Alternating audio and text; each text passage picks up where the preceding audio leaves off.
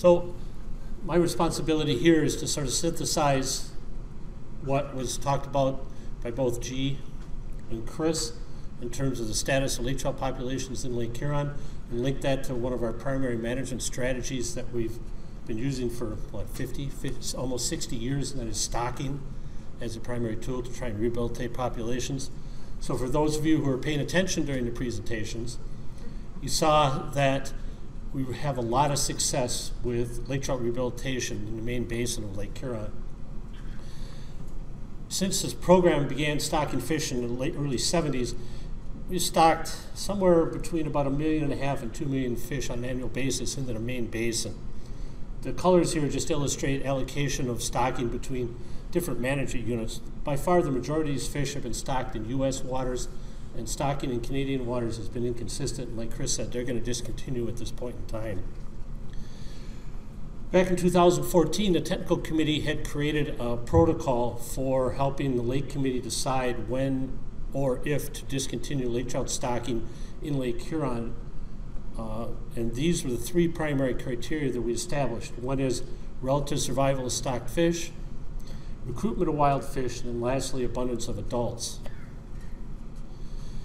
The first protocol, it is relative survival. Basically, it's the tool that you saw both Chris and G report on, and that is relative abundance of age 7 fish in survey gear per number of fish stocked.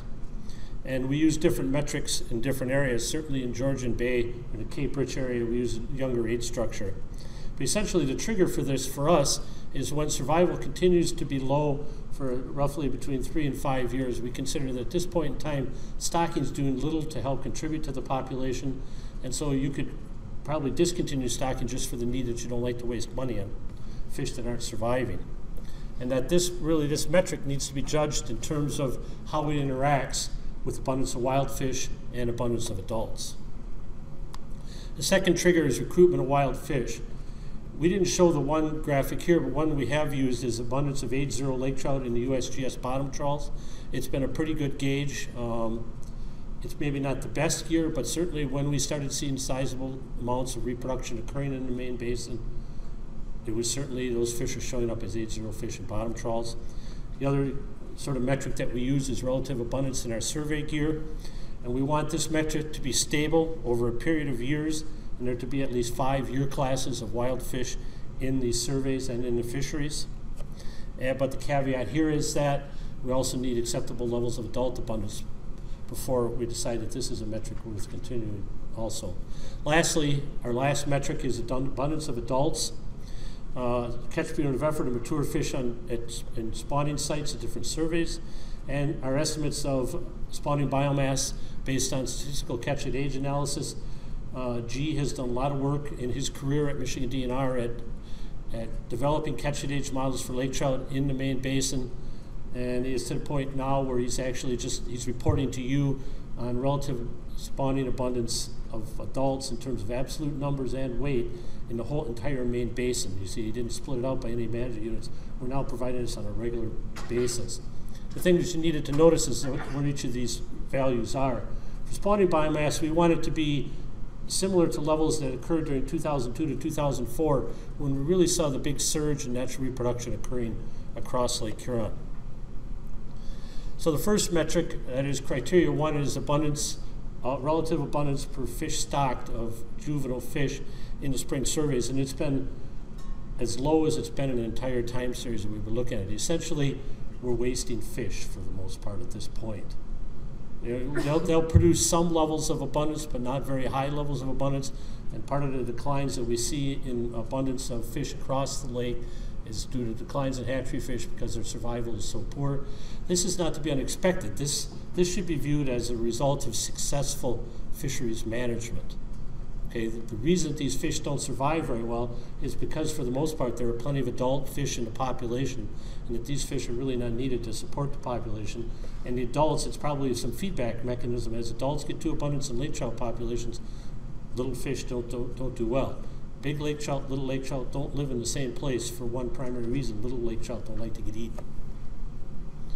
The second metric, that is abundance of wild fish, again, you'll see each of these graphs that I've used, I've essentially taken information that G and Chris both produced we've seen continual increases in abundance of wild fish across the main basin. And all the numbers I'm showing here are just for the main basins. We're not talking about the North Channel or Georgian Bay. And regardless of what size you're looking at, you're still seeing a pretty continual increase in abundance of wild fish across the entire main basin, and these are composed of multiple year classes. If you look at it by management unit, certainly the biggest increases that we're seeing are in MH1, the northern part of the lake. We seem to see the highest levels of recruitment. Consistently, a lot of the 8-0 fish that are caught in U.S. bottom trawls are also caught in the northern part of the lake. And I'm just going to put in a plug for management in the tribal and state licensed fisheries. This is also where the largest tribal gillnet fishery occurs. We're seeing some of the greatest progress towards rehabilitation there. That's my other hat. We're seeing the same thing in Ontario waters, regardless if you look at the panel in the upper left is the northern main basin, central main basin to the right, and the bottom is southern main basin. These are commercial fishery catch rates of stocked and wild fish. In every one of these parts of the main basin, we're seeing that catch rates, not proportion wild, but actual catch rates of wild fish are exceeding that of hatchery fish, and abundance continues to increase almost on an annual basis. Criteria 3 is abundance of wild fish in adults. This graphic is put together by G, and this essentially shows relative abundance by size class of lake trout in each of the statistical districts. One is MH1 in the north, 4 plus are statistical districts 4, 5, and 6 in the southern main basin. Again, the highest levels of abundance of wild fish are up north, more so than in the south, at least in survey catches. And the size structure is pretty broad. In the north, they're mainly less than 21 to 25, but those are starting to be some spawning size fish, and we're seeing pretty broad levels of size classes and age classes across the basin. This is relative abundance of wild lake trout across the entire lake, hatchery and wild. You can see as almost all the graphics you guys have looked at to this point, abundance of wild fish continues to increase. The declines that we see in spawning stock biomass or total abundance is really being driven by declines in hatchery fish because of declines in survival in the first few years in the lake. And then lastly, spawning stock biomass. Remember, our metric here is that we want spawning stock biomass to be at least at the 2002 to 2004 levels, regardless of where you're looking at the north central, the south, or if you're looking at the entire main basin. Certainly current levels of spawning biomass are above the 2002 to 2004 levels. They're composed of significant numbers of wild fish. We're talking here millions of kilograms, 3 million kilograms of spawning adult lake trout in the main basin of Lake Huron, with at least a third of this being composed of wild fish. So lastly, in summary, if we look at this in terms of when we developed this strategy in the protocol for reducing stocking rates, we recognized this had to be sort of done on a spatial scale. So all I've done is talk about the main basin. I haven't done any really sort of discussions about what's going on in North Channel and Georgian Bay, although Chris covered that. So what we're seeing is, in terms of survival, declining and very low survival of stocked fish, regardless of what part of the main basin you're looking at. If you look at recruitment of wild fish, we're seeing increasing levels of recruitment of wild fish and at their highest levels in the time series. Lastly, in terms of wild fish abundance, same thing. Increasing levels of wild fish abundance, total high biomass, higher than we've seen. If you put it into perspective, we've got more spawning lake trout in Lake Huron than we've had probably since the 1930s and 1940s, for sure. So we've succeeded, and we're coming a long ways towards where most of these agencies have been trying to get at over the last half century. So our recommendation to the Lake Committee is that based on the protocol that we developed and you guys approved, stocking criteria have been met for the main basin, Lake Huron. And we're now asking you guys to consider discontinuing stocking the entire main basin. Ontario's already sort of taken this to task. Chris said they won't be stocking any more lake trout. It's now up to the U.S. side and the Lake Committee to decide where they want to go. This is a big deal. This rehabilitation process is going on longer than half the people have been alive in this room. There's been, I don't know how many hundreds of millions of lake trout,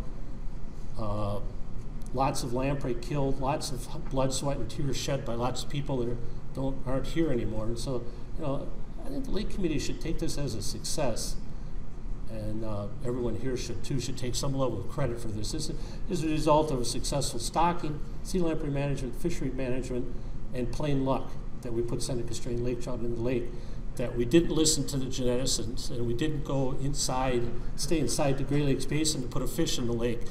We snatched victory from the jaws of defeat in some sense, but still. So that's our recommendation. We'd like you guys really to consider reducing lake trout stocking in the entire main basin of the lake as soon as possible.